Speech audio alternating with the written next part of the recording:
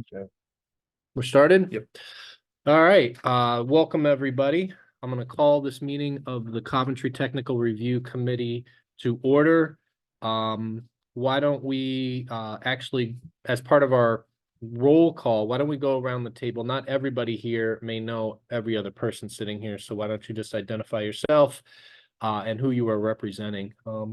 I'll start. I'm Doug McLean. I'm the planning director. I'm also the administrative officer for the town, and I do serve as the chair of the technical review committee.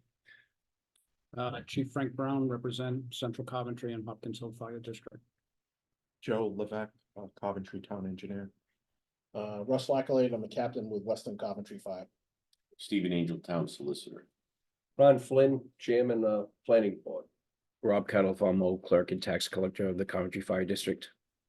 Alex Berardo, I'm the Principal Planner. Rick Heiss, Chief of Police in Coventry.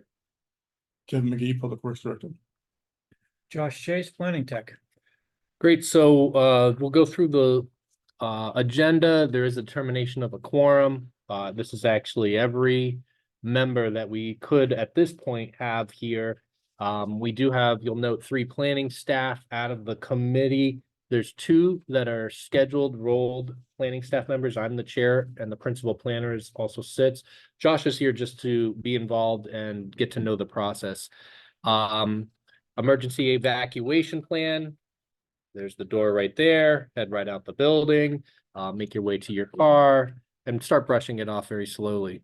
We don't have minutes for this one, so we'll skip past the approval of minutes, but just as a heads up, this group will keep minutes.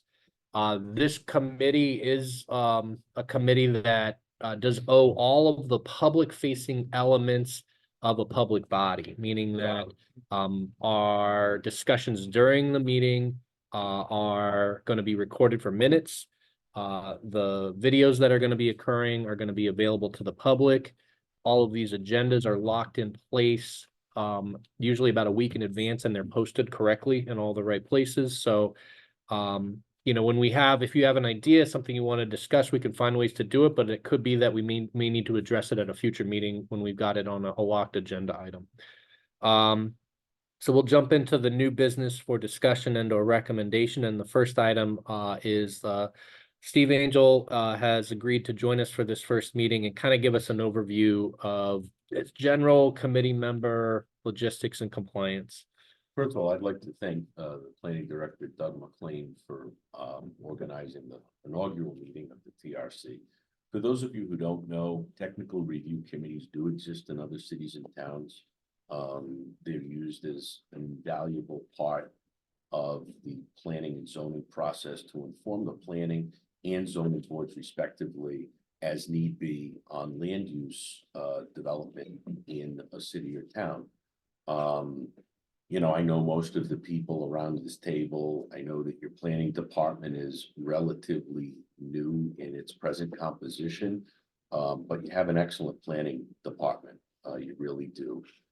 As part of your TRCs, it's very typical that public safety be represented in its constituent parts. Here, of course, you know, you have the different fire districts as opposed to a single chief. We have one chief of police. I'm sure Rick is pleased to know that. And your DPW director is typically here. Your engineer is here. So the expertise is at the table to spot issues. This is a public meeting. You don't have to worry about taking minutes. That's going to be done for you. You won't have to worry about listening to me at future meetings because I don't plan to be here. I just wanted to reinforce for those of you who have never sat on a public body before or may otherwise be loosely acquainted with the requirements as a member of a public body. Obviously, you'll be approving minutes every week. This is not a public body unless the body itself gets sued that should go into executive session, okay? And if it is an executive session item, it should be listed on an agenda as such, rather than have everybody turn the camera off and convene an executive session. You're not going to have those kinds of emergencies. So you are subject to the Open Meetings Act with respect to posting minutes, posting agenda, to having the meeting open in the public. There's a misnomer about the Open Meetings Act that people think that because a meeting is subject to the Open Meetings Act, that it's a meeting where the public get to participate. They don't. Okay, the Open Meetings Act does not guarantee the public's right to participate. It just merely says that you have to do the people's business in front of the public and meet certain other requirements of the statute. You are meeting those requirements, but public participation is not required. This is a technical committee. It's designed to happen during the day when most folks are at their jobs. It will become part of your schedules. But it's a vital committee.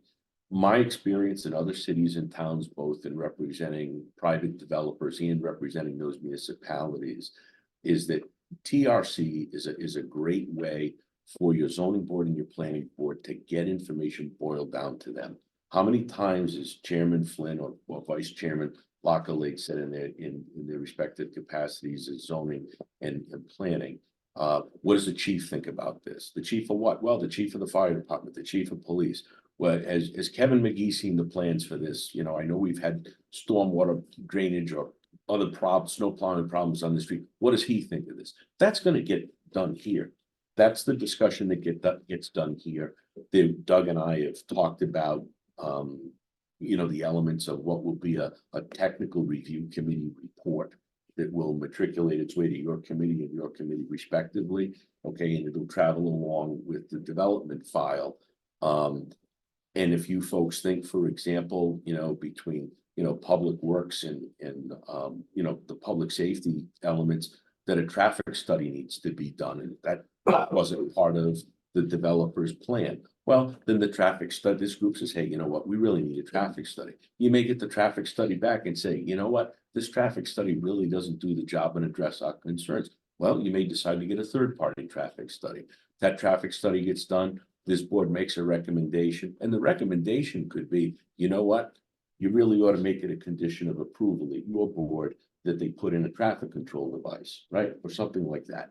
That's what comes out of this committee. Okay, this is a real working committee because you all are the boots on the ground on a daily basis as to what you see as an end user, right? For the citizens of the town of Coventry. It's a great committee. Now, what I've also seen done in other communities is that the TRC can get weaponized. Okay, we're anti whatever kind of development. Well, we're not anti anything here in Coventry. Okay, let's be honest.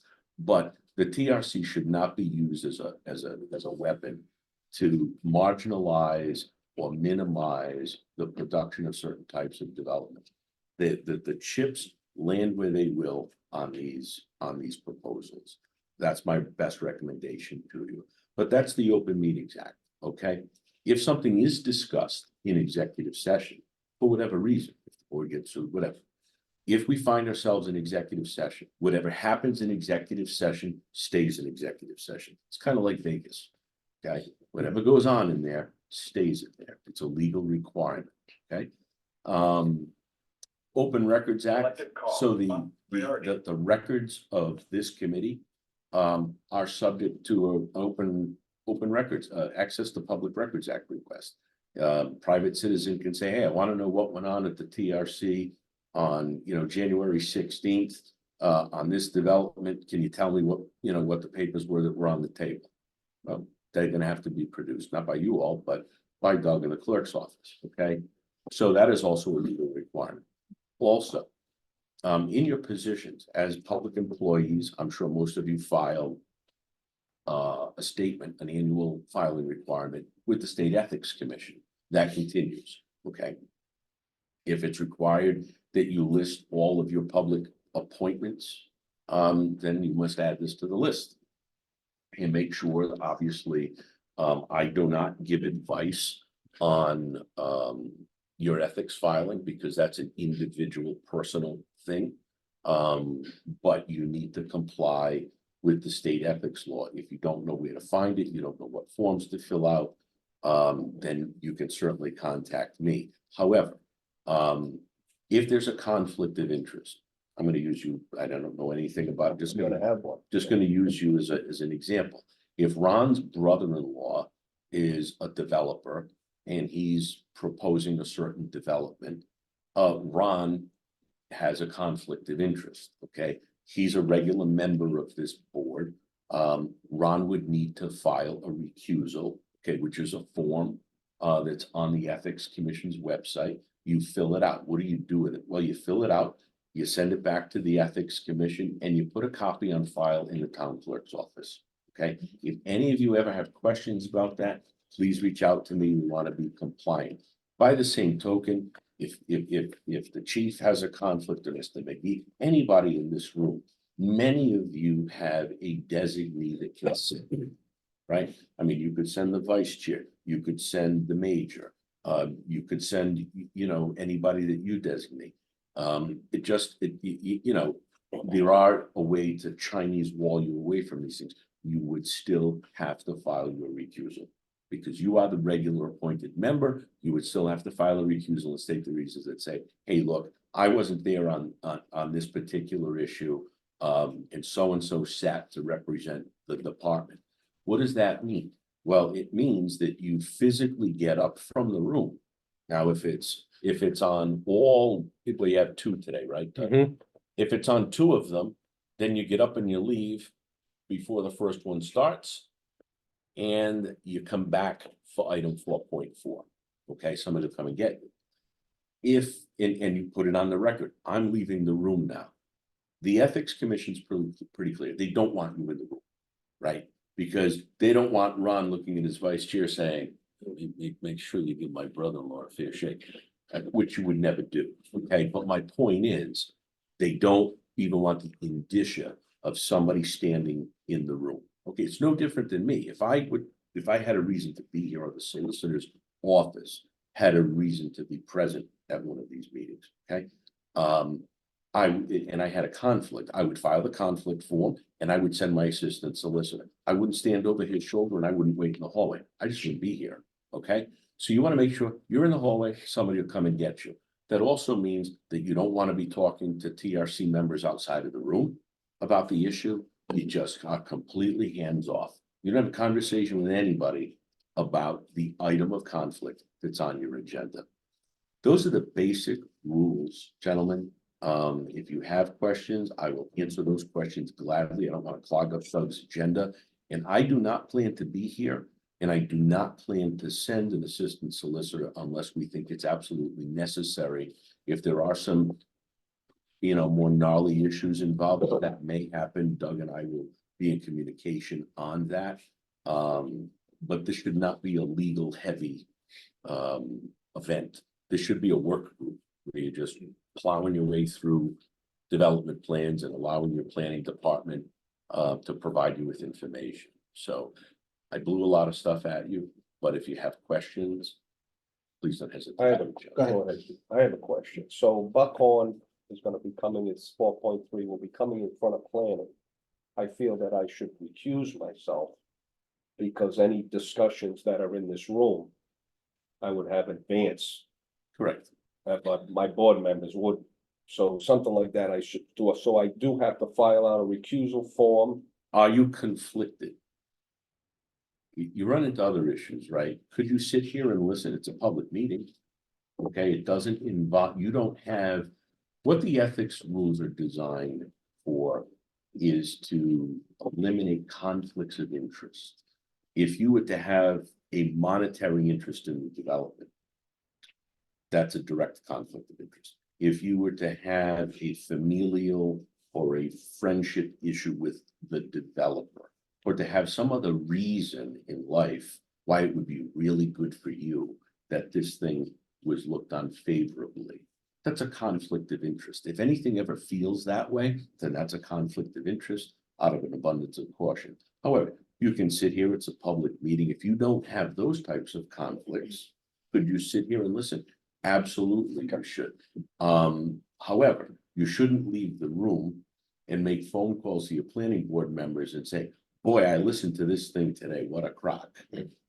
You can't do that. You just have to sit and listen and be sweet. So you feel I can sit through the Buckhorn, If you don't have a financial interest, or they haven't promised to bring fresh meat to your house every week, some inducement, some friendship, familial relationship, whoever the principals are, were in the wedding party, that kind of I thing. get it, yep, Yep. thanks. The question I have is, going back to the Vegas thing. I see Chief Brown a lot. I see Ron a lot. So you said what happens in this room stays in this room. That's right. So we can't talk about it outside. Well, I might want to add to that.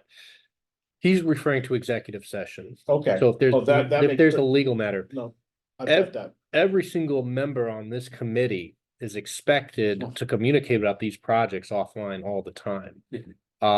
In fact, I'm almost going to be expecting that as part of our normal procedure is that I don't want to wait until the meeting to Right. hear what you have to say, especially if you have something to say, we're going to need a revision on this. This group is gonna have an email chain that will follow it. So every meeting will result in a new email chain. Yep. However, but what you don't wanna do.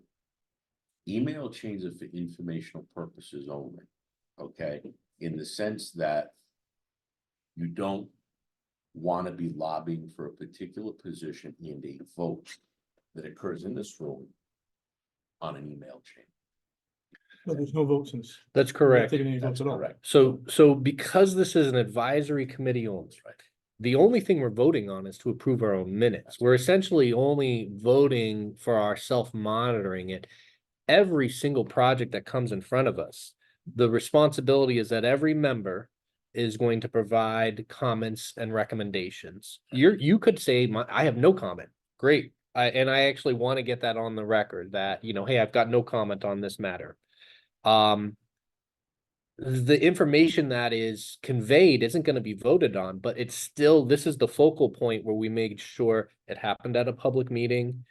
Anybody that wanted to understand what were the different technical perspectives on a project can go back to this meeting record and see them. And then the recommendation or comments you provide will be developed into a standing document.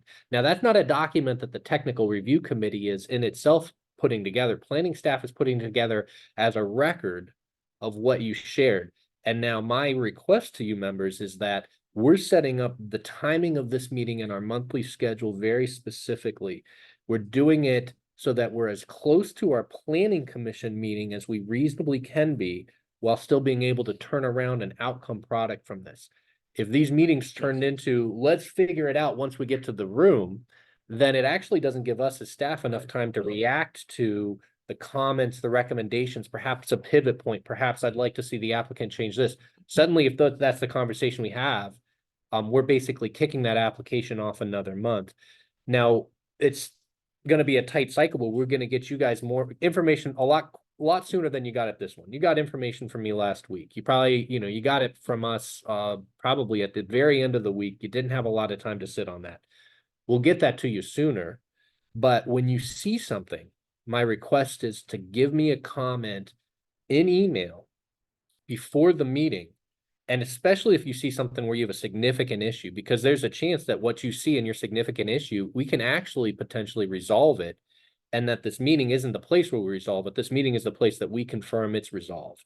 And that keeps things on track. Because at the end of the day, everyone's going to want to know, hey, I want to keep moving through the process. Some of these, we have timelines on all of these things. We got to move them through quickly. So what we want to do is get into a routine where we send you guys information. And I'm going to actually ask the members here. Again, we are free to communicate about the business on this agenda outside of the meeting.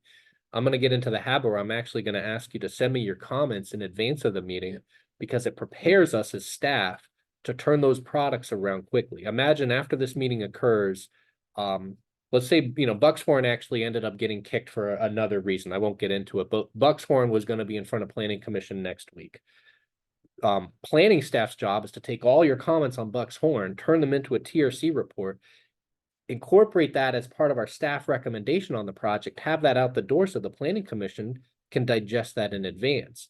We need to do that within 2 days max after this meeting. So it's hard if this meeting becomes let's get creative, let's think about reworking this project. Essentially, that means that this meeting is telling us that item has to get kicked to the next month's Planning Commission meeting.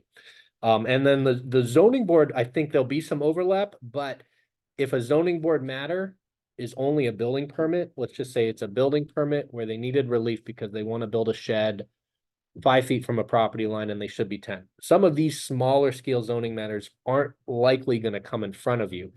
A bigger scale zoning matter in which there might be stormwater issues, in which there might be some public utility issues. Those kind of issues, I think, will come here. Yeah, if I can just use an example, let's say, you know, a developer is, you know, this happens more often than not, there's a road associated with the development. Well, engineering will have their say, public safety will have their say, DPW will have their say. You guys need to be talking about that, you know, on your emails, you know. Joe, did you get your concerns addressed? Maybe there was some information that was going to be given to Kevin that would be useful to public safety. Hey, Kevin, did you get, yeah, here it is, boom. And everybody, and there's a sharing of this information so that as Doug said, you know, these issues have been, you know, sussed out a little bit before you get here so that planning can react appropriately when you do get here. Yeah, and if there's an issue, we don't want you to be quiet about it. If you catch something the day before the meeting, you can send me an email the day before the meeting, and it might be that the right call is to say, this matter is not going to be ready. It's going to need to get kicked to the next month. There's a chance you send me an email 1 hour before the meeting, and yet we're able to come up with a plan that we're able to find a way to resolve that matter. So I think the main point of it is that keep in mind, this board is serving an important function. But the function this board is serving is a function we've always had. We've always shared plans with the various technical review people. We've just never done it in a public meeting. Now, the reason for the public meeting is because state law has changed. There's a lot more decisions that are going to be handled by a staff at a staff level. There are big projects that are never going to make it to the planning board. Half of the time, your recommendations are going to be to me as the administrative officer. And I want to be able to point to a public record to say, how did you approve that? And where did you have all of the findings required to say that that was technically Did you approvable? hear from the chief? Did you hear from Yeah. DPW? You know, you've had the input, but also when recommendations do go to zoning and planning, you're gonna have a distilled thought process that will be attached to the planner's memo, so that when you get there, it answers a lot of your questions before, you know, narrows the questions, I should say. Yeah, that would be the hope. And then, and I'll put it to you this way. I think that this format, the having a meeting, having a video available, having the public be able to come is important. I'll be honest, the purpose of the meeting in some ways is performative. We're doing this work in advance. I want you guys thinking about these plans in advance. I want you sending comments in advance. I want the meeting to be the point where someone can point to and say, what were the comments? I want to know what's the record on them. But, you know, largely the goal will be, we figured it out. The meeting is actually more about, you know, I have my comments already organized. I'm reading my comments for the record, and we go around. I think it'll make the meetings a lot tighter, a lot quicker. But the goal will be, if you have a big question, if you're not sure, or if you have a change to the plan needed, those are the things we'll want to actually hear about pretty quickly, you know, a week or so before the meeting, so we can see what we can do to get in front of it. You all set with me, Mr. Planner? I'm all set with you. Thank you very much, Any Steve. other questions from you folks? Thank you. Thank you. Thanks, Steve. Good luck. Thank you very much. Thank you, Steve. Thank you. Any other questions about, I mean, I'm kind of covering some of the stuff I was gonna talk about in committee logistics, but that's the nature of this group is really being able to come to the meeting, have your ideas already set. It's gonna help us quite a bit on staff's end, because basically we're trying to time this meeting so that 2 days after this meeting, we have pretty much a canned, ready to go recommendation, and the work product of this group is ready to go. You can imagine how challenging that would be if we had 4 agenda items and every agenda item was, let's figure out what we want to do with this one.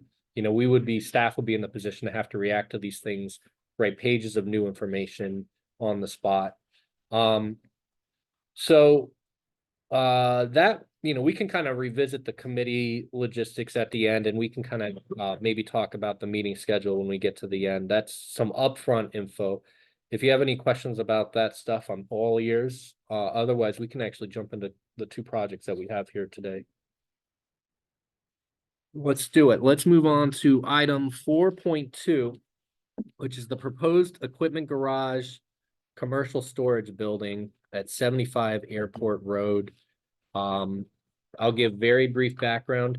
Again, these materials on this particular month made it out to you guys late. I think I'm not expecting that you guys had this all locked in. I mean, for example, Rob, you might not have even seen this until maybe earlier today. I think the communication is with one of the fire marshals. Yep. So I'm kind of just like filling in to represent the district. Like I may All not good. be the actual person that should be the one sitting in this chair, like for your monthly meetings. But I can certainly take this all back. and- Well, we'll Once sort it again, out. That's Yeah. a central Coventry building. So Right, they're Gonna so- have to Yeah, be yeah. specific on who's answering. Exactly. So fire, there are meetings when I don't need all the fire to be here. Right. If there's not an issue in your district, but I do want to know that when there is an issue in your district, that, you know, who's the person to receive it and who's going to be the best liaison to it. And it's okay with me if you have potential different designees that come. Mhm. It's more about being consistent. There's a lot of meetings. I don't think I need the chief of police to be here. Right. The role of the chief of police from a technical perspective is really to discuss potential traffic treatments, traffic signage changes, and maybe here and there weigh in on, you know, a public safety matter as it relates to a larger project. Most of our projects are not going to trigger that level of need for, this needs a new traffic light, it needs a new stop sign, it needs anything else. I'm gonna probably get into the habit with the chief because he's a standing member of the committee that he does not need to attend a lot of those meetings, but via email, he can communicate that he has no comments, and we'll kind of firm the routine of that up. In front of us tonight, and today is really two matters. One is Western, Buckshorn is Western. And then the 75 airport, is that central? It is.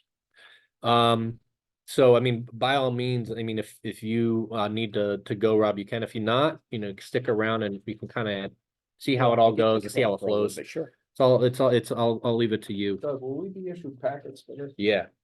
And here's what Back. here's what we want to do on this matter, because we were so tight. Getting a physical packet out the door was hard.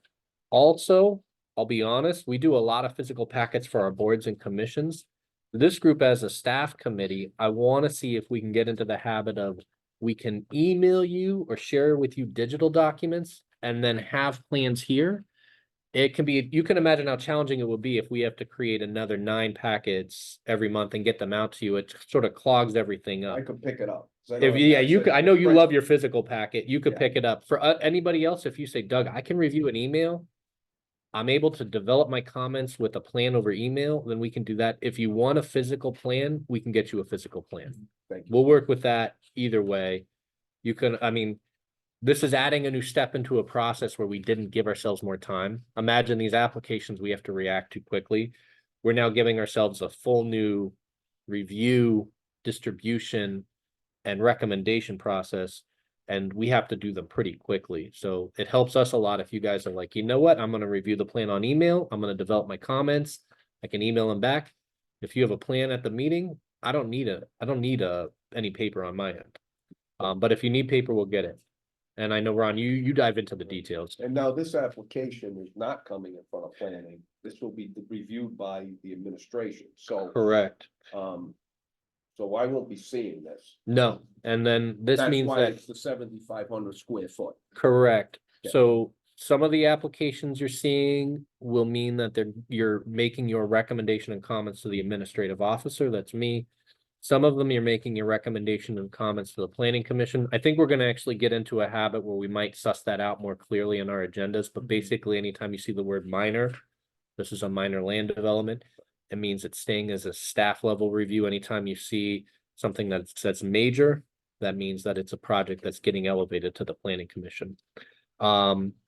When we got these, I'm glad that you said you didn't have to leave the room, because I could see us having an agenda someday where we might have 5 items and it's like, oh, Ron, you're up. Oh, Ron, you're back. Oh, Ron, you're, you know, because that's how it's gonna go. At the end of the day, you just can't influence yourself. You know, you've got the gavel at the planning commission. There's no need for you to recommend as part of another body to your own group.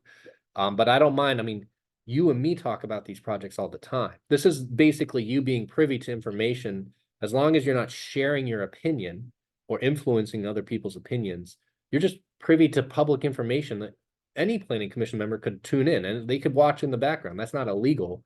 We just can't use it to form their opinions or see their opinions being formed on the record, Got it. because then you're prejudicing yourself when you see it again.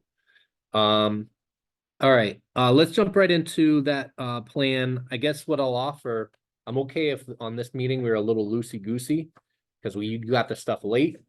I'm not saying you should have had your comments already prepared, but let's go around the table and just see where people are at with it. I know from planning's perspective, and Alex is going to be a commenting member of this. Keep in mind, I'm not really going to be commenting on this. I'm receiving a lot of the comments and recommendations. Me and Alex work closely together, so there's no surprises here, but on this one, I know Alex, you had stated that. Yeah, I was able to send out my comment right at the end of the day, at the end of last week, but it's really just no issues to report with this project as it was submitted. Yep. Any other thoughts or comments or questions on this one? I submitted my comments too, just like Alex, there's no fire service issues on this one. Yeah. This is a more straightforward application. Yeah, I didn't see any issues, especially with the location of the applicant, so. To be honest, this is a project we saw basically almost the identical version of this project 2 times before it, same property, same type of building. There's not a lot of surprises with this Just a project. smaller scale. It makes sense that there would be not basically many comments. If you have any comments on, and I know, Joe and I spoke earlier today, he said he was working on his comments and going to be getting them to me. Because we got you this stuff late last week, I wasn't expecting it, you guys to come as prepared as we might want to get into a normal routine. Joe will get me his comments. Those comments will still be made part of what we're going to consider a TRC recommendation.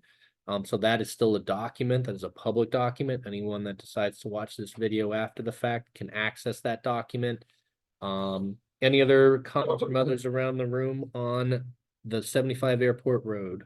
Maybe just more of a question. I'm sorry. Yeah, go for I it. was just saying, I don't see any police issue. Yeah, no comments from you guys? Yeah. So I did tour the property. Is that okay for us to Yeah. go that route? So I went down there and, canvassed the property and where it was going, so, Thank you. and that's fine. You're That's in good- totally you're in good fine. Standards with the applicant. I don't Okay. know if I Yeah, would do that. Yeah, But I did. I mean, The way just to- see where it was going, because there's, water access and different fire protection issues. yeah, I wanted to make sure. no, you're totally fine to do Okay. that. I mean, there might be properties where, keep in mind, this is private property. Just because they submitted an application doesn't mean they've given us access to quote unquote trespass on their property. But if you know the owner, Yeah. if it's one of those things where it's like, well, there's an open open road here.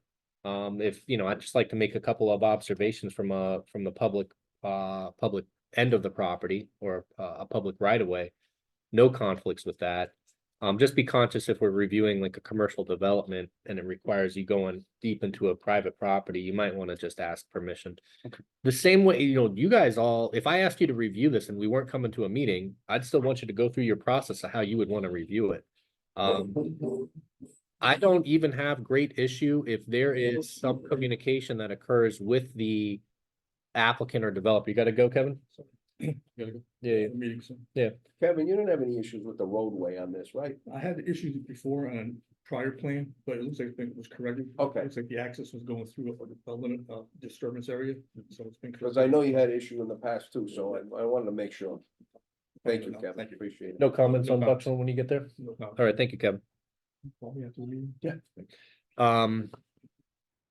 So, Be safe, Kevin. Thank you. yeah, good luck out there today.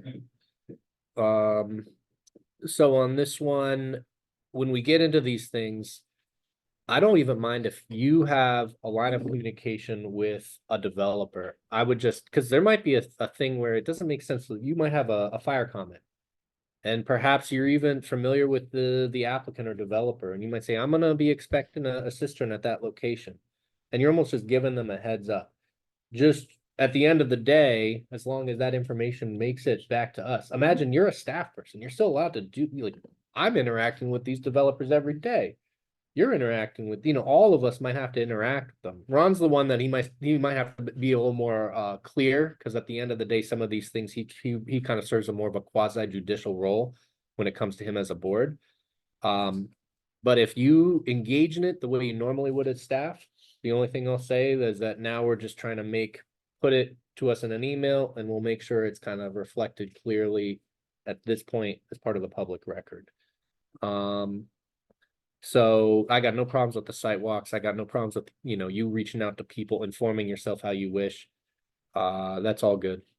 Any other last comments or questions on 75 Airport? No. Okay, so we do have some comments that were made on the record. We know that there are some that are still going to be pending in the next day or so. 75 Airport Road is an administrative decision, so planning staff, the administrative officer will be rendering a decision on that once we've kind of completed the TRC document. We'll move on to the next item. Item number 4.3, which is Buckshorn Meadow. And I'll state at the beginning, the precursor on this one is, this one was heading for the planning commission. It will actually be on your agenda next week. But this matter is not ready for next week's meeting because we are still working out the details of bonding and bond estimates. That is a matter that is probably not as relevant to the other technical merits of it, so we can still complete the review, but this isn't heading to a meeting next week for other reasons. Still, this is the one where I'd say, stay in the room, but you can basically just observe. This is all public information, but don't generate any new information for us. Comments on Buckshorn. Alex, why don't you begin by relaying? We did have an update on one of the pieces, and you can relay the other comment. Okay, yeah, which of the pieces did, Through email correspondence with the applicant, they This is gave the us, weekend. they Yeah. gave us the percentage of that's open right, space, thank you. and that is now clarified. So yeah, which Doug is alluding to, the two comments that I'd written in my email at the end of last week was the first one, clarification on the percentage of open space that's deemed suitable for development. They gave it to us, and that's just in the subdivision regulations, it specifies how much needs to be done. So we just wanted to confirm that they were complying with that regulation. The other one was that we recommended against the incorporation of, for lack of a better term, the like a cluster style mailbox, like a single unit that's got multiple doors, PO box style for like multiple houses or residential units in a subdivision. We'll confirm consistency with regulations that the postal service might have with regard to that, but the site layout itself wasn't necessarily obvious where a good location for it would go, or that there were so many housing units here that it really offered a significant advantage. Putting Can a I mailbox comment in on the driveway is, can't do that anymore. That's a great question. What we're Which- hearing is that USPS is encouraging us to do these clustered. And my thought is, well, sure, because that's easier for For them. Yeah. But I personally, and there might be subdivisions and projects that are of such a scale that it does make sense.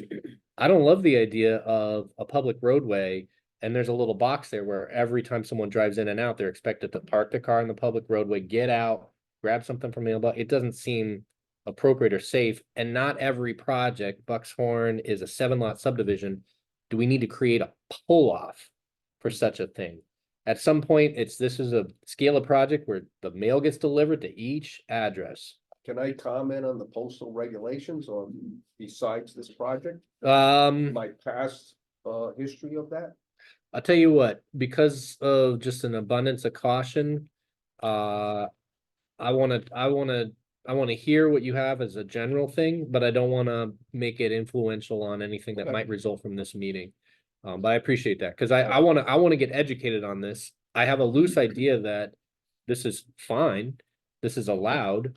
We're allowed to say USPS, there's no mailbox. Every house has an address. You deliver to every address. But I wanna back this up with a little bit of knowing the history of this, and there's other people in town that probably know this a lot better than I do. Our concern would be in most of the subdivisions around town. If the mailbox is out at the street, it's a redundancy in knowing where the incident may be from the fire service perspective.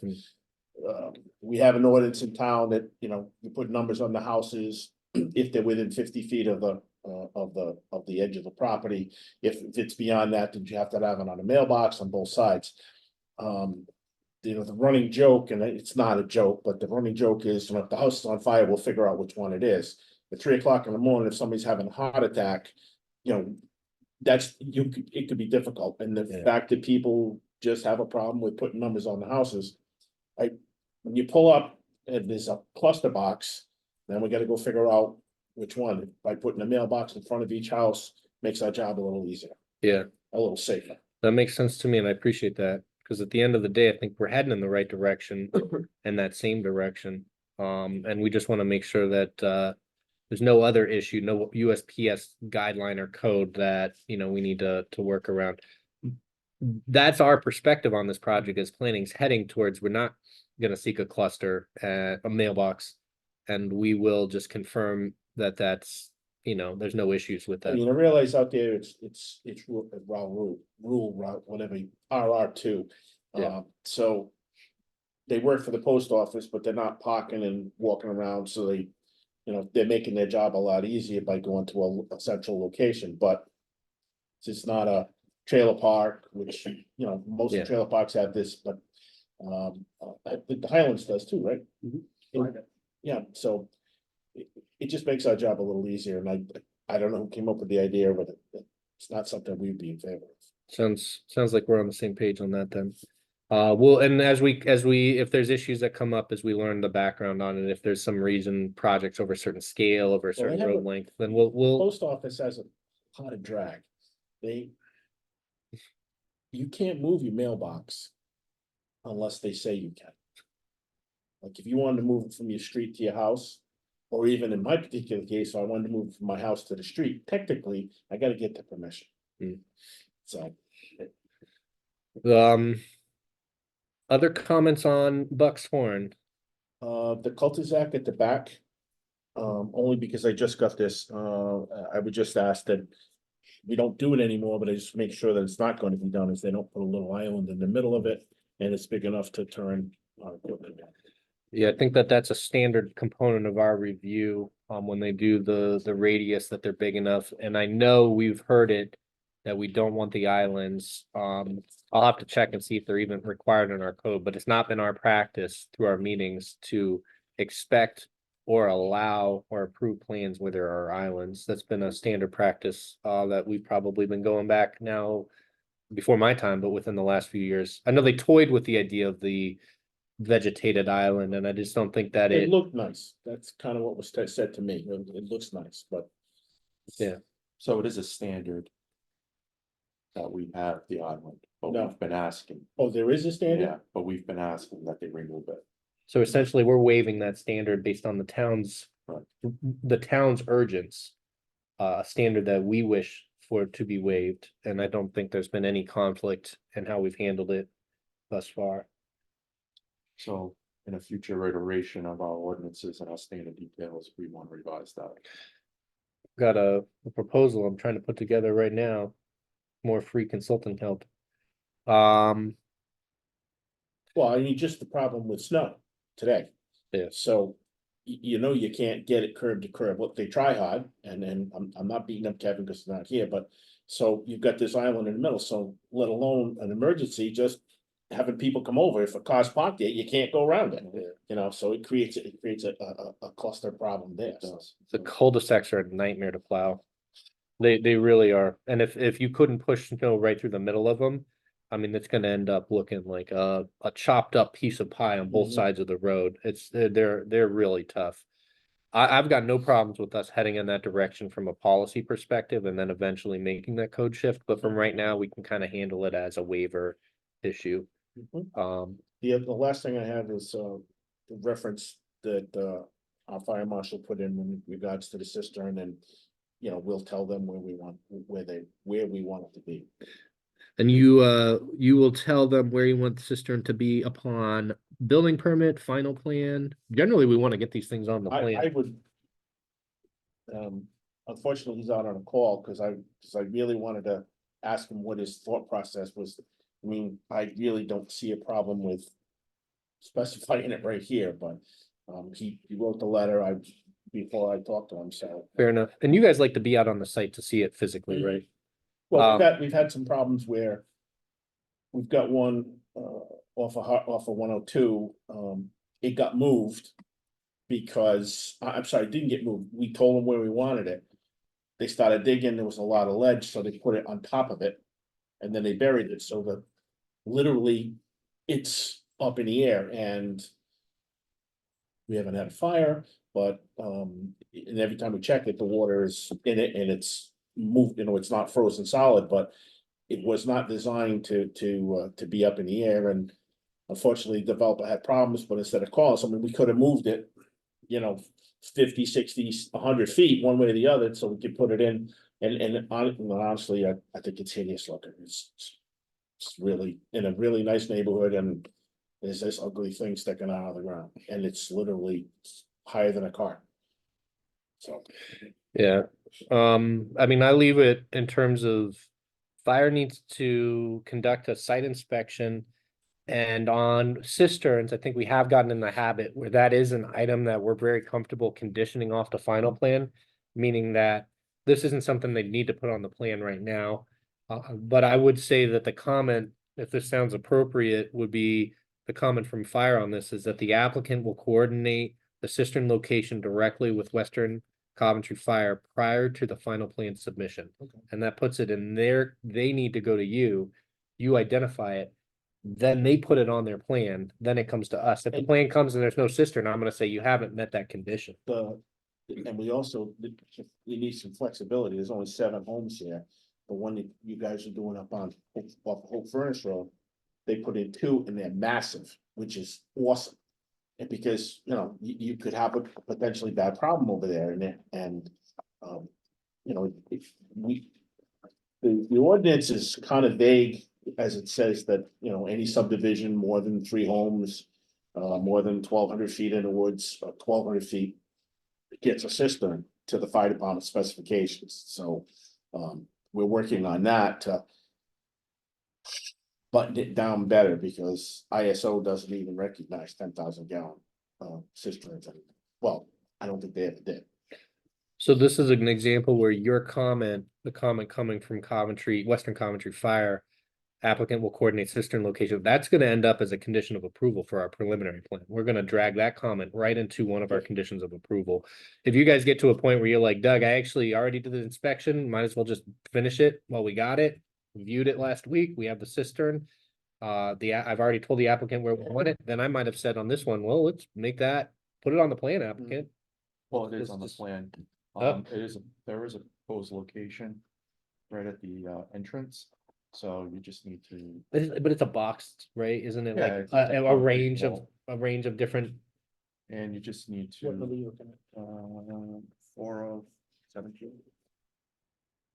So it's right at the entrance. Yep, I'll get it now. So if that's okay, then just comment that's okay. If you want it moved up into like the middle of the road. Is it, the distance from the road to the cul-de-sac is 8 and change? I think that was a number. I can't read it, it's too small. We got one right That's here. Yeah, it's not. Bobby's no, doesn't call for that, but by putting it where it is, Yeah, 826. yeah, so we, because it kind of moves 2 birds with one stone, so now we have a cistern stacking off the service, the house is only that 17. Do you wanna, Oh, okay. do you wanna inspect that location in person before we, Yeah, we'll look at it.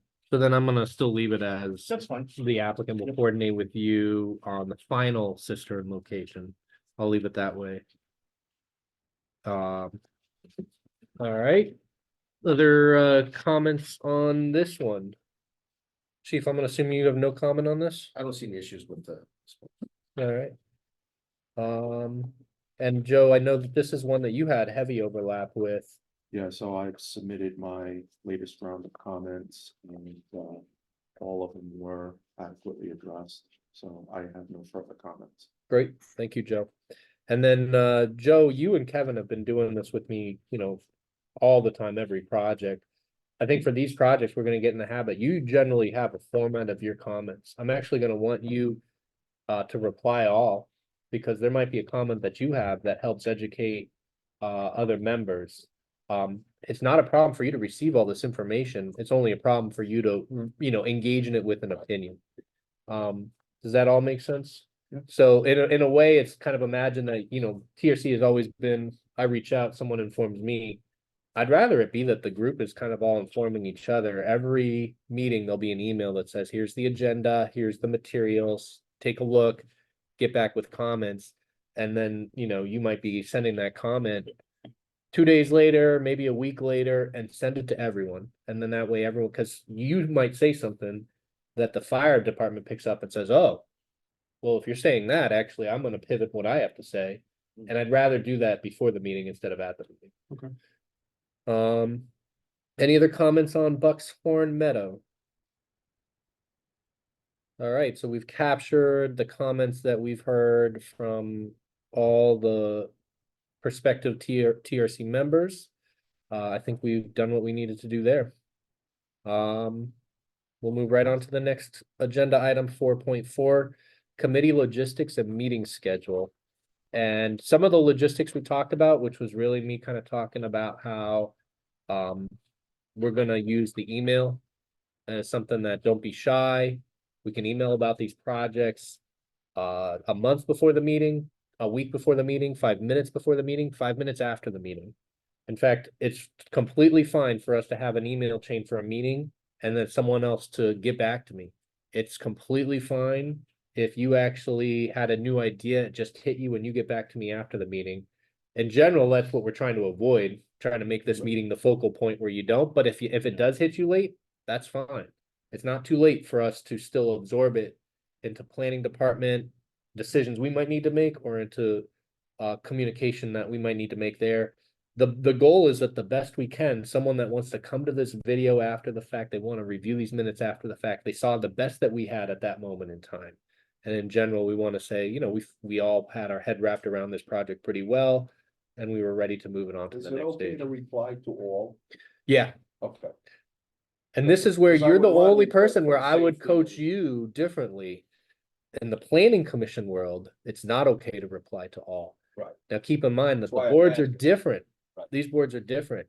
It's expected that staff have to communicate. Could you imagine how locked up we'd be if me and Joe couldn't talk about this project except at a TRC meeting? We'd be like, geez, we're not gonna make any progress.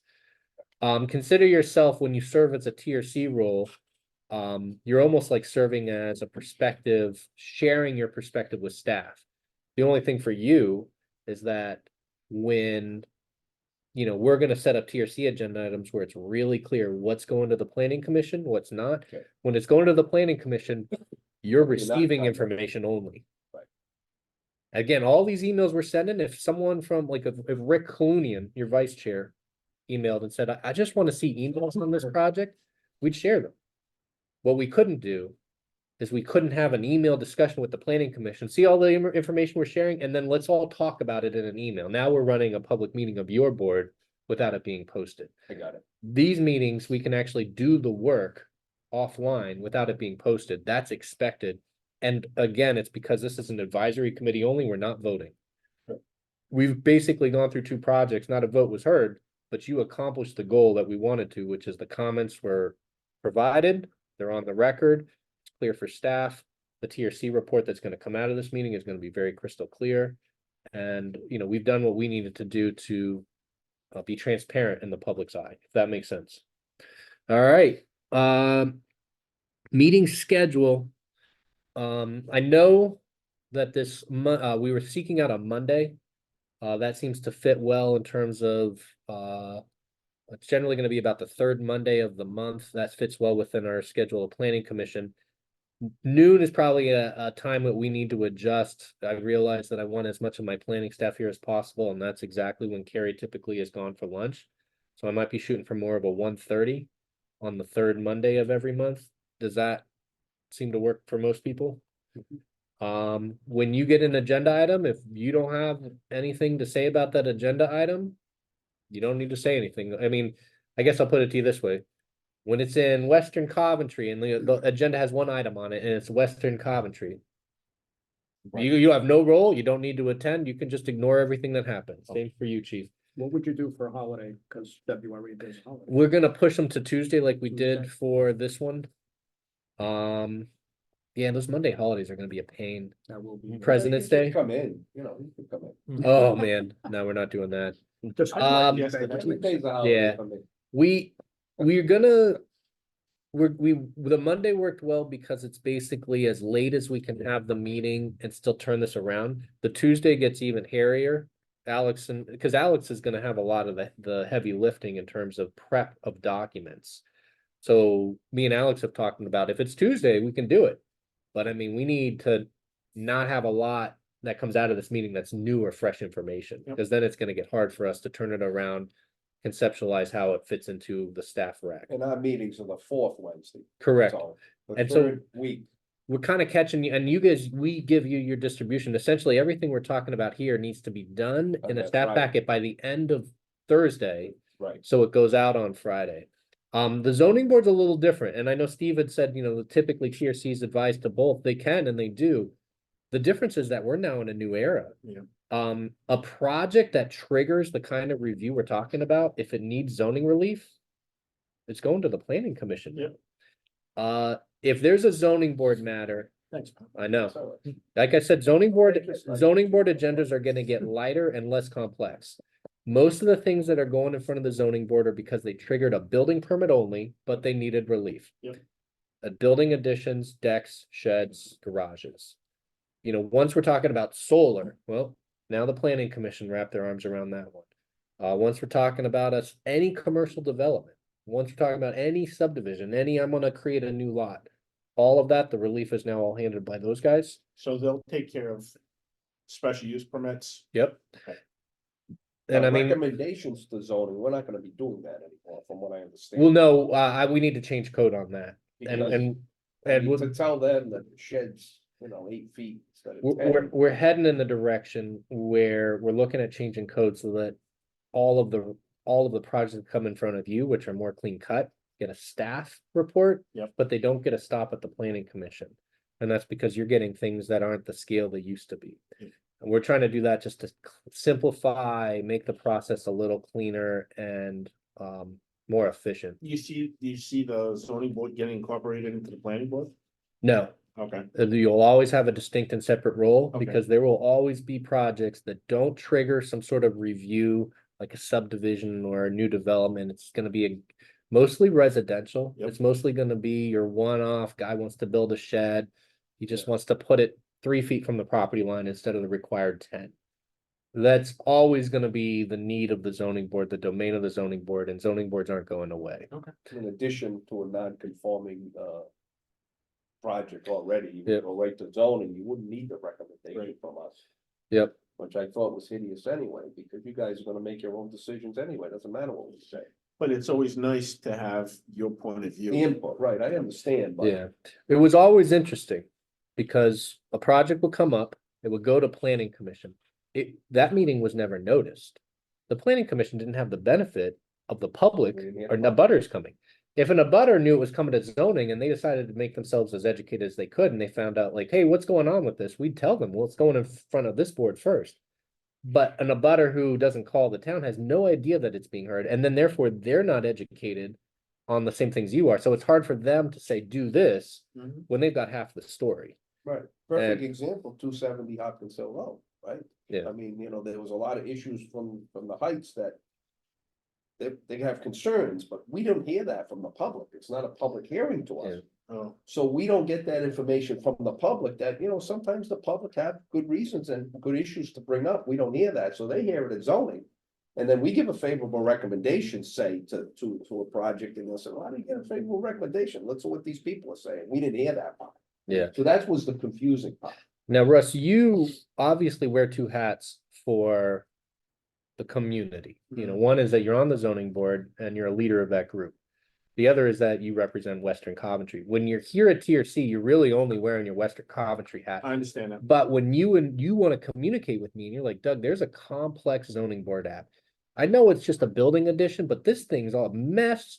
Stormwater is an issue on this property. There's issues everywhere on this property and they're technical issues. The stormwater is coming out onto the public right of way. We need an improvement to the public right of way. That's when you might say, this is a rare matter where the I think the TRC should have a say about this building permit.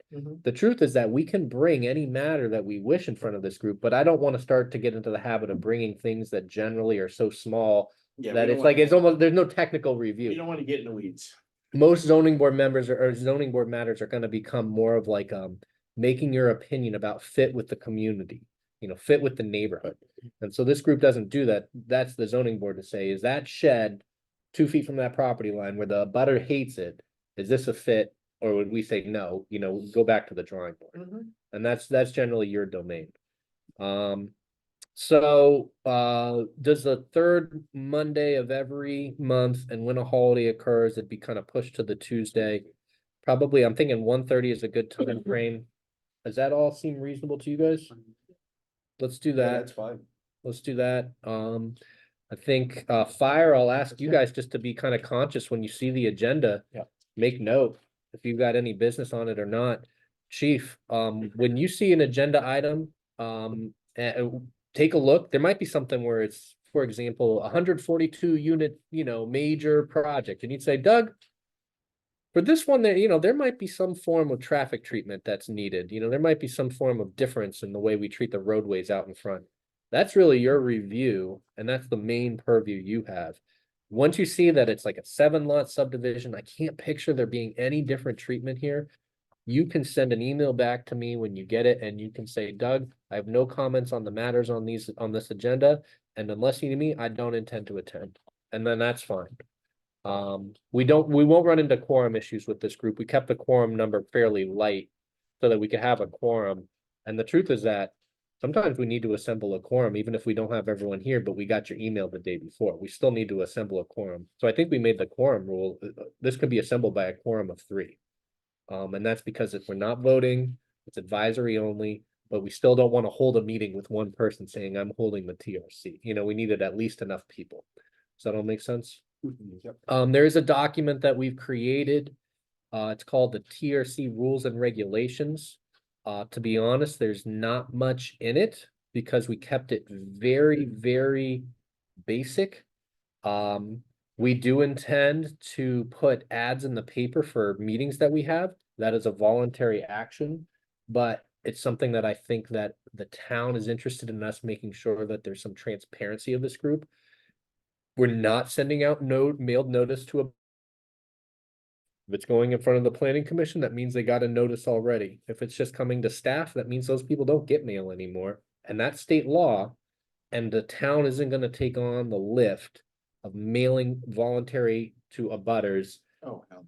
But we are going to take the lift of putting our agenda as an ad. And I think we're going to work with the reminder based on the commission's feedback. So I think we're going to take, basically give some level of transparency.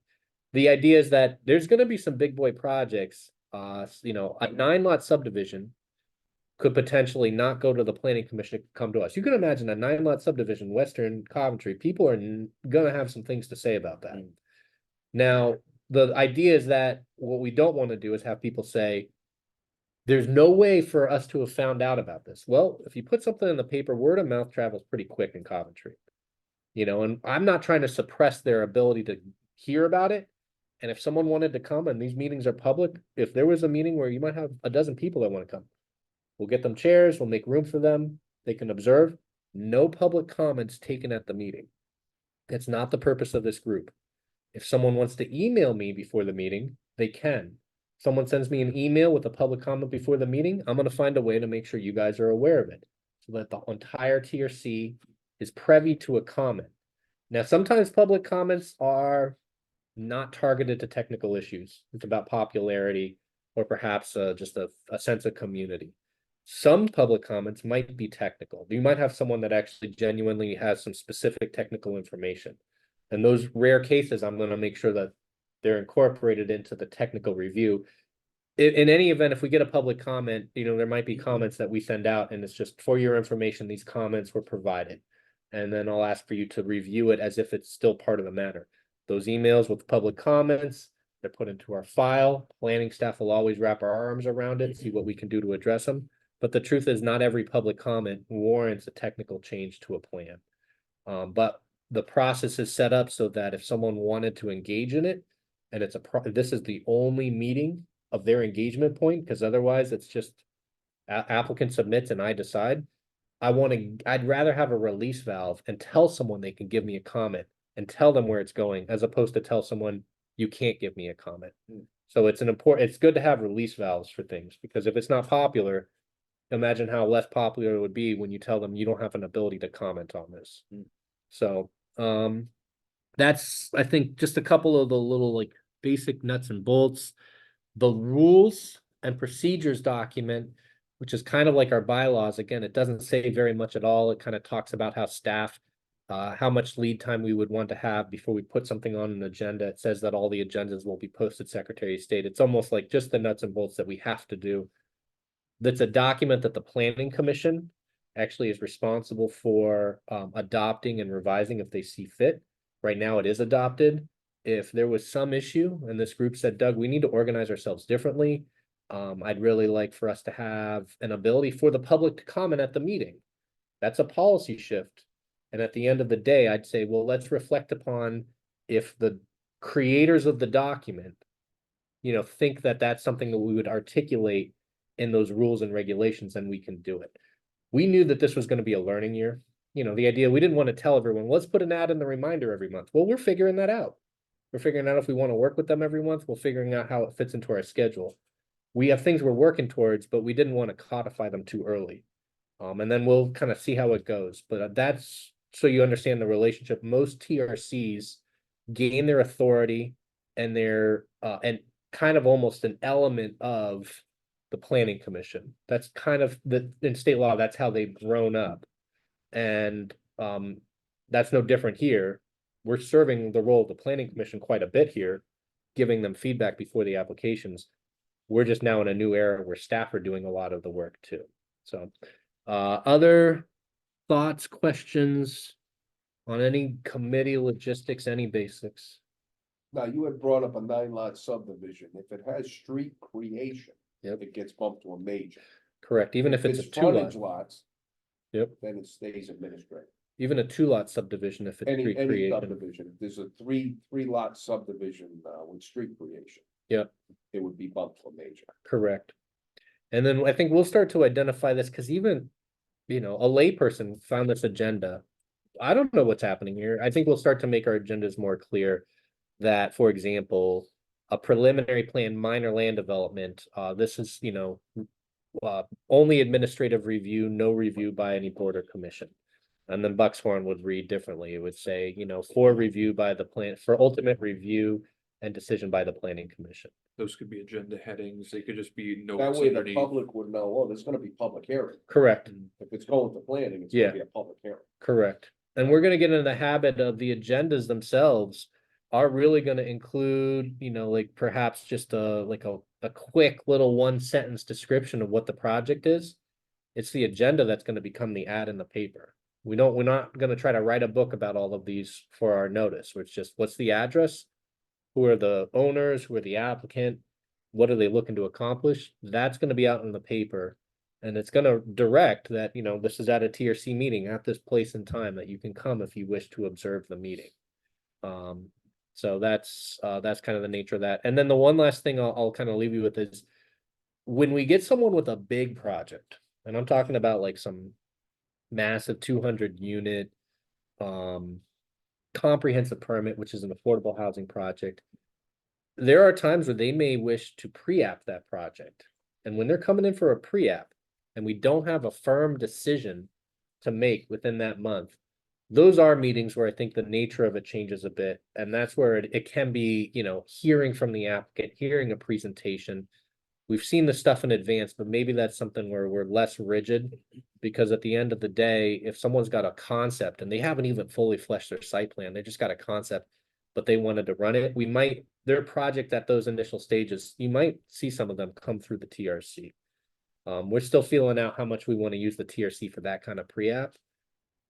Maybe it's valuable. Maybe sometimes you guys are like, Doug, I'd rather not come to a meeting to hear about this grandiose 200 unit apartment, but you guys might say, I'd rather be on the ground floor to tell that applicant, here's what I'm going to want to see when you put pen to paper on this plan. We'll feel that part out. We do pre-apps all the time in planning. And I might run pre-app ideas through members. We can see if we want to start bringing them here as an agenda item. If the applicant on a compliment under the new guidelines, they can go right to preliminary. That's right. If And that that's what they means, want. and that means the pre-app is very important. Yes. Because it's like, hey, before I spend tens of maybe hundreds of thousands of dollars on engineering design, can you guys tell me if I'm on the right track? And I there's a would lot love of like, I'd rather tell them, design it this way, not that way, before you spend money. And a lot of times that's where you're gonna get your best points of influence. And then I think that kind of covers most of. Alex, am I forgetting anything that you Not can that think I can of? think of, no. Any other thoughts from the committee on general committee logistics? Just a comment, I think this should have been done years ago, this is something that is a tool, a new tool that can be used by the town.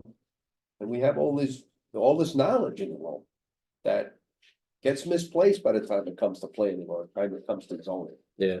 So this is something that really, I'm really enthusiastic about it. It's gonna be good. We got, I think, a good core group of technical leaders in this community.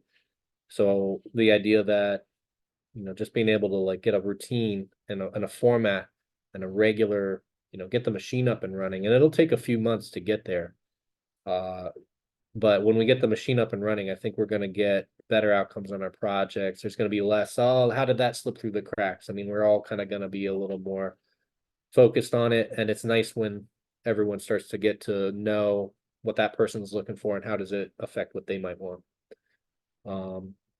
And Ron, you're the only one that's gonna have to do kind of some jostling when you see things, because you have an interesting role.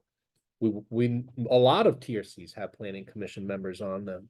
But you then serve this split role. Sometimes you're just observing and sometimes you're I hands-on. got it, yeah. Thanks, guys. I really appreciate your time today. Let's set the next meeting if we can. Did you say it's already President's Day? 19th, yeah. So it'd be the 20th. We'd probably be working with the 20th. Alex, does that make sense? Our meeting is gonna be the 28th? I think that does make sense on my end. Do believe planning commission is the 28th. This upcoming meeting, we're gonna attempt to get an add in the reminder with the agenda. It's not even crystal clear to me what's on the agenda. Buck's Horn is gonna be due, but I think we've accomplished what we needed to. It doesn't need to come back to TRC. There might be anything else that walks in the door in the next week or so. But when we're gonna be locking up our agendas, it's actually gonna be occurring, it would be February 1st. Ironically, is when we need to lock the agenda for a meeting that occurs on the 20th. That's because we need to know we have the business in hand, that it's ready for prime time. Then we put an ad in the reminder. We don't want the reminder to pop out the same day as the meeting. That's not really useful notice for people. So the reminder is gonna go out on a Wednesday and the meeting would be 5 days later on a Monday. And that's kind of gonna work the routine we're gonna start to get into. That will be on the town website too. We're gonna do a town website. We're gonna try to make this as like accessible. These videos will be kind of put on the website if people wanted to review after the fact. What we do here might not even be particularly of interest to someone at the time of the application. It might be interesting to them 3 months later when a backhoe is in their backyard. So that's why having the record is important no matter what. So with that said, thank you very much, everybody. Appreciate your time. I will, we don't need a vote on it, but I'll consider this meeting of the TRC adjourned. Thank you.